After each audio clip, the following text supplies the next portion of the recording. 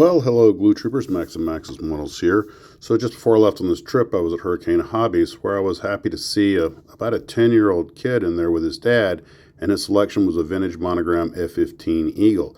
He even opened the box to get the paint guide off the instruction sheet to get the correct paints for it. And it was just really nice to see a young person more interested in a vintage kit than one of the new, more expensive ones.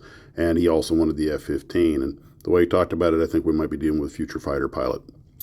So that got me wondering about the older kits, and I went over and saw that Ian still has quite a few of those Playing Mantis Aurora repops in stock of the dinosaur kits, which are really cool because the back of the box has prehistoric scenes in it instead of just a blank back on the box, which I thought was somebody was thinking ahead, or if you'll pardon the pun, they were thinking outside the box.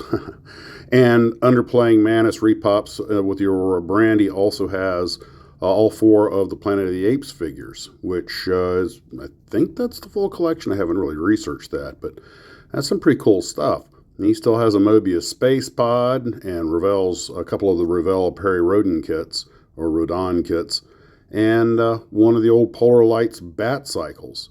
He even has one Lindbergh dinosaur from the Jurassic Park movie, and since it was not sealed or taped, I went ahead and inventoried it. It was complete and looked to be in really good shape. That's not only a pretty cool kit in its own right, but it would be excellent for kit bashing your own kaiju or something like that if you wanted to. So as I was looking at these things, I was just thinking, the older kits at any given hobby shop are a constantly changing inventory because it's not like you can order new vintage kits. So you just have to get what's there when it's there. And through some of the purchases of some of these collections, Ian's managed to keep a reasonably impressive flow of some pretty cool kits coming through there. So that was just something that I saw before I left. And one other thing, speaking of vintage kits, I'm working on that Glencoe space station, which is a repop of the old Strombecker space station.